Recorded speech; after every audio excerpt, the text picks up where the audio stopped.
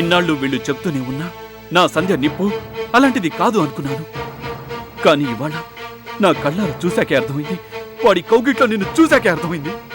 వీళ్ళది అనుమానం కాదు, నిజమేనని. నేను నమ్మిన నిప్పుకే చదులు పట్టిందని. నువ్వు విశ్వాసఘాతకురాలివని, ఆ రాస్కెల్ ఒక నయవంచకుడని.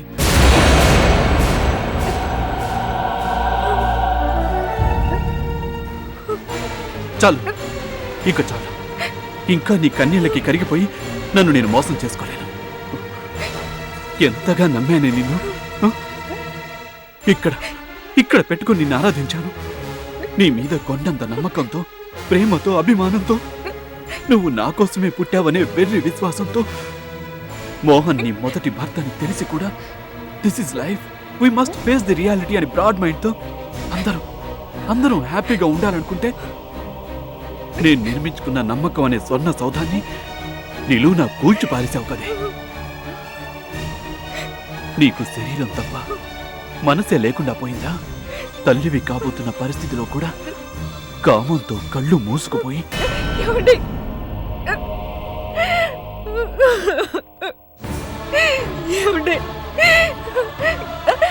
అంత మాట్లాడకండి. చూసింది నిజం కాదు. ఆ గదిలో నేను ఏదో మత్తులో పడుంటే. ఏదో మత్తులో కాదే, వాడి మత్తులోనే పడిపోయి ఇంత నీచానికి దిగజారా. ఇంతకన్నా అప్పుడెప్పుడో నిజం బయటపడ్డాక నేను మోహన్తోనే ఉంటానండి అని ఒకే ఒక్క మాట చెప్పుంటే, నా అదృష్టం ఉంటే సంధ్య నిర్ణయమే కరెక్ట్ అనుకునేవాడిని, నిన్ను వాడికి అప్పగించేవాడిని. కానీ నాశనం చేసేశాం. అందరి సుఖాన్ని, సంతోషాన్ని సర్వనాశనం చేసేశాం. నీలాంటి స్వార్థపరురాలికి, నీతి లేని దానికి ఇక ఈ ఇంట్లో స్థానం లేదు.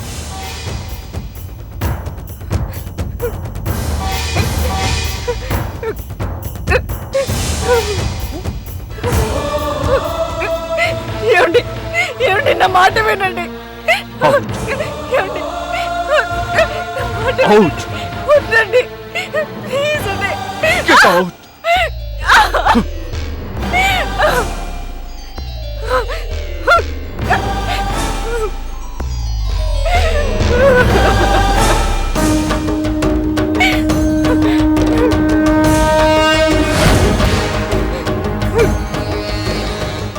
సంధ్య,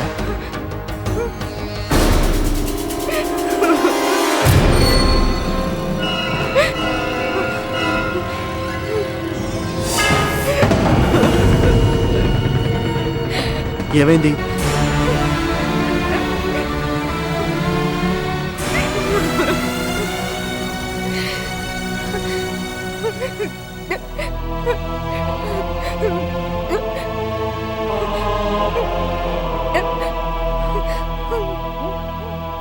ఏం జరుగుతుంది?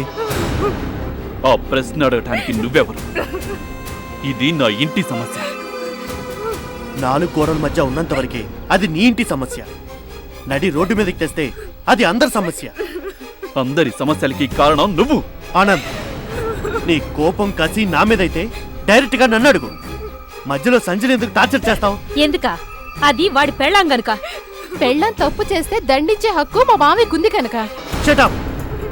అదే హక్కుతో నేను అర్థం లేని అనుమానాలతో తప్పుడు మాటలు మాట్లాడే నీకు ఇదే శిక్షను ఎప్పుడో విధించుంటే ఈ పరిస్థితి ఇంతవరకు వచ్చేది. మోహన్, కావేరి నా కోడలు. దాని ఒంటి మీద ఈగవారినా క్షమించను. ఆనంద్, నేను అదే మాట చెప్తున్నాను. నిష్కారణంగా సంజయ్ని హింసిస్తే చూస్తూ ఊరుకోను. నా తమ్ముడంటే మేనమామ హోదాలో ఆ మాట అన్నాడు. నువ్వేం హోదాలో అంటున్నావు బాబు? ఆవిడ గారి మొదటి మొగుడు హోదాలోనా? కావేరి! మోహన్, ఆగండి.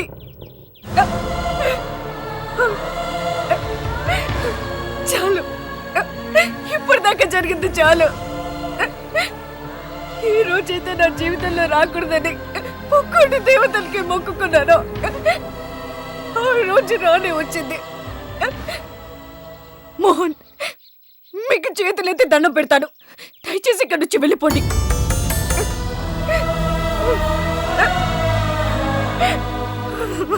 ఆల్ రైట్, అలాగే వెళ్ళిపోతాను. ఇప్పుడు కూడా నేను కావాలని రాలేదు. ఇదిగో దీన్ని ఇవ్వడానికే వచ్చాను. అయ్యో ఇందుకేనా? ఇప్పుడే కదా దింపి వెళ్ళినట్టున్నారు, ఇంతలోకే తిరిగొచ్చేసారేంటా అనుకున్నానులేండి. నిన్ను ఛీ!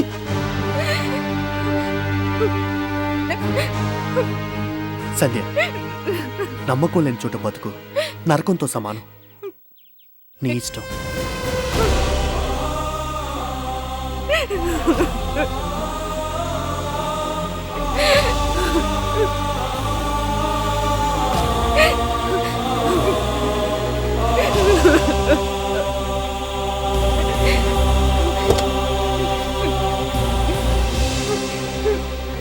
ఇంకా నిలబడ్డావు ఎందుకు? సిగ్గు లేకుండా వెళ్ళు.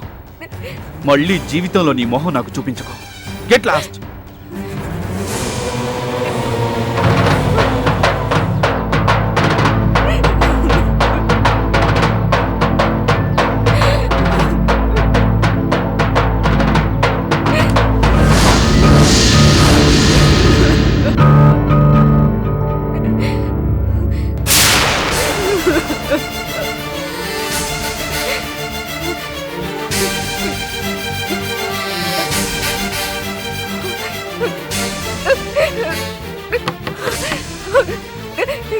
ఏమండి? ఏమండి? ఒక్కసారి తలుపు తెరవండి. ఏమండి?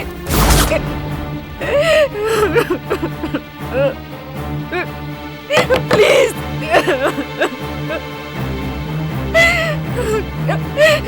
నా మాట వినండి.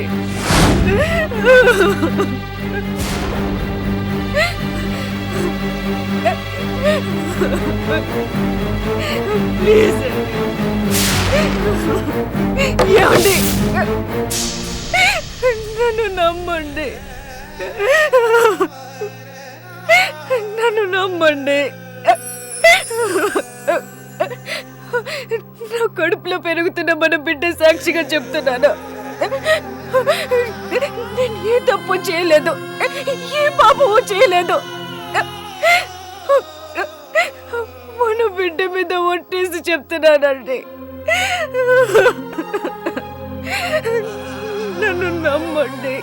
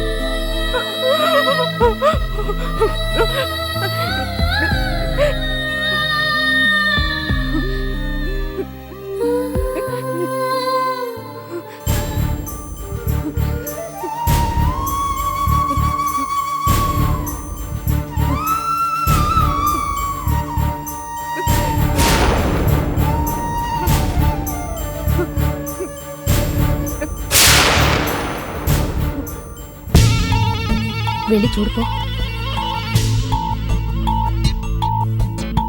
కావేరి, తలుపు తీయొద్దు. అది కాదు తమ్ముడు, ఎంతైనా కడుపుతో ఉన్న పిల్ల కదా, పాపం చూడని. నువ్వు వెళ్ళి చూడమ్మా పో.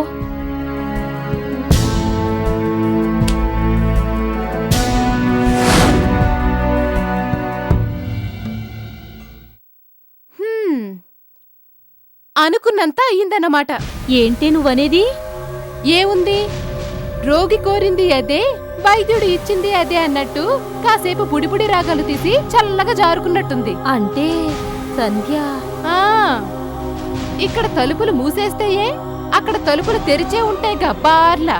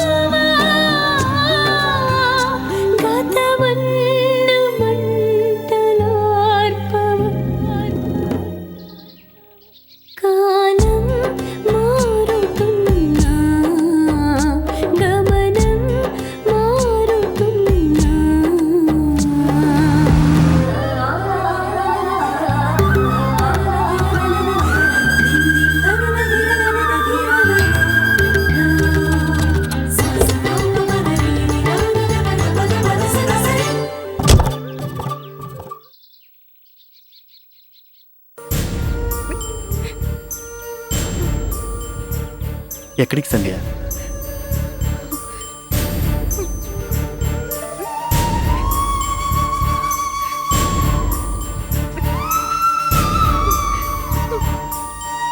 పద.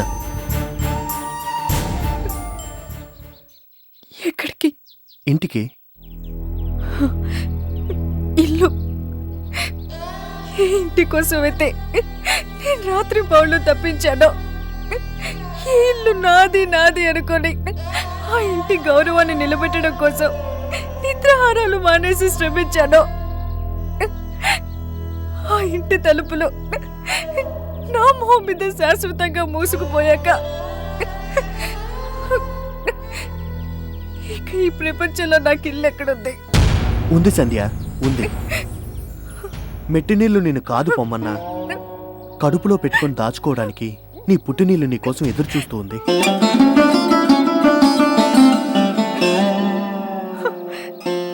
అవును సంధ్య, మర్చిపోయావా? ఆ ఇల్లు ఎప్పటికీ నీదే. అహంతో అనుమానంతో ఆనందం నేను బయటికి గింటేసినంత మాత్రాన నువ్వు దిక్కులేని దాని అయిపోవు.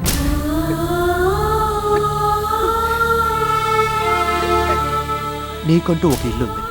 ఒక మంచి స్నేహితుడిగా నీకు అండగా నిలబడ్డానికి నేనున్నాను. వద్దు, నేను ఇక్కడికి రాను, రాలేను. రావాలి సంధ్య. నీకోసం కాకపోయినా నీ కడుపులో పెరుగుతున్న బిడ్డ కోసమైనా నువ్వు నా మాట వినాలి. ఓడిపోకూడదు సంధ్య, ఎప్పటికీ ఓడిపోకూడదు. ఓడిపోదు కూడా. మంచితనం వంచినప్పుడు, నమ్ముకున్న ఇంట్లోనే నీకు స్థానం లేదు పో అనిపించుకున్నప్పుడు నాకు ఓటమి కాక ఇంకేం మిగిలింది? సంధ్య, రోజు సంధ్యా సమయం కాగానే సూర్యుడు పడమటి కొండల్లో దిగిపోతాడు. కానీ తెల్లారగానే మళ్ళీ తూర్పు దిక్కున ప్రకాశవంతంగా వెలిగిపోతూ ఉదయిస్తాడు. అస్తమించే సూర్యుడు మళ్ళీ ఉదయించినట్టే అవమానంతో తలదించుకున్న నువ్వు మళ్ళీ తలెత్తుకొని బతకాలి. అవును సంధ్య, నిష్కారణంగా నీ మీద నిందలు వేసి నిన్ను అనరాని మాటలు అన్న వాళ్ళని తల దించుకునేలా చేయాలి. కాదన్న వాళ్ళే నీ కాళ్ళు పట్టుకోవాలి. కన్నీళ్లతో ప్రాధాయపడుతూ నిన్ను ఏ ఇంట్లోంచి వెళ్ళగొట్టారో అదే ఇంట్లోకి మంగళహారతలు పట్టి నిన్ను ఆహ్వానించాలి. ఆ రోజు వస్తుంది, తప్పకుండా వస్తుంది. బస్ సంధ్య.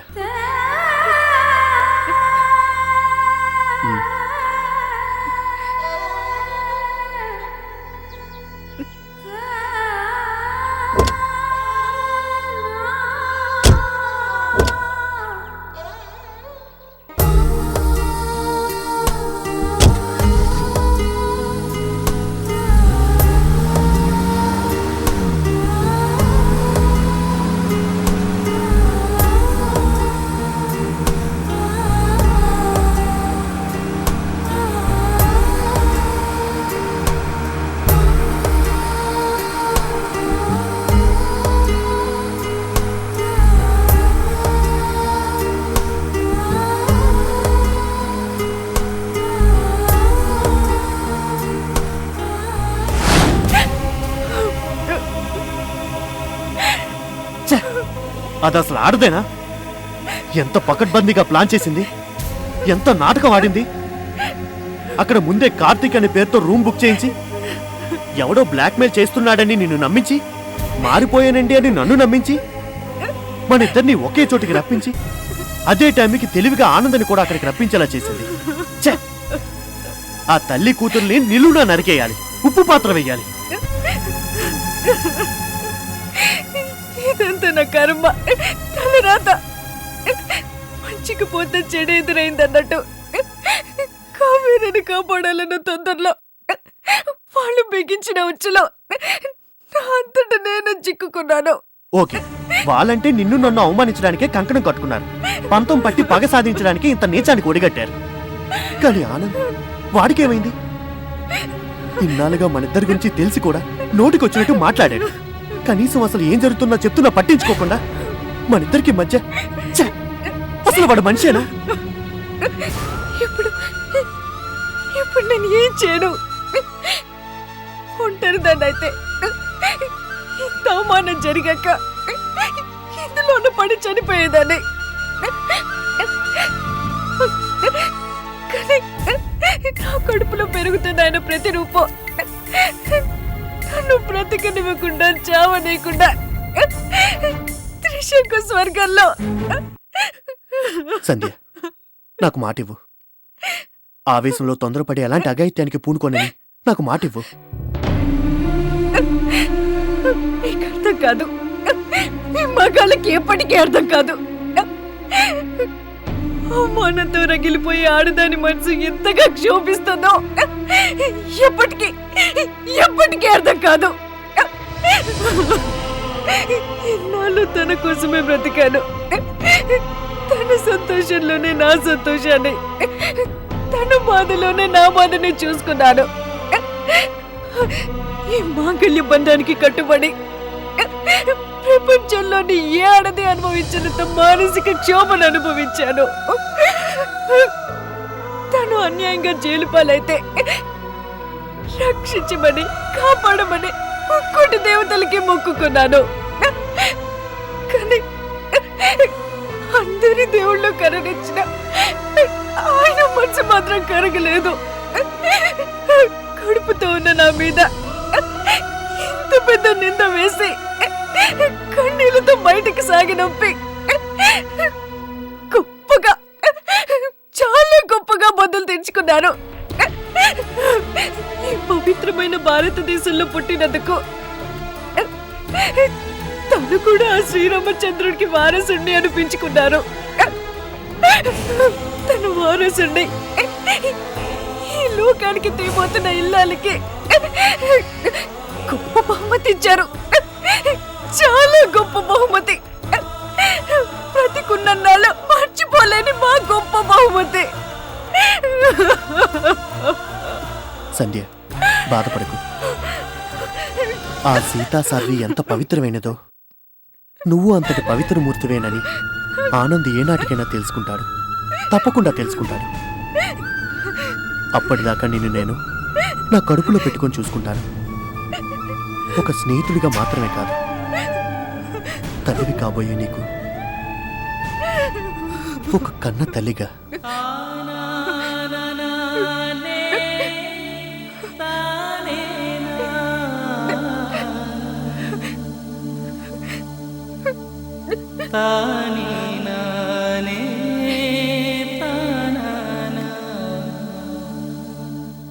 అమ్మ నిన్ను భోజనానికి రమ్మని చెప్పేది నీకు కదా, వద్దు, నాకేం వద్దు.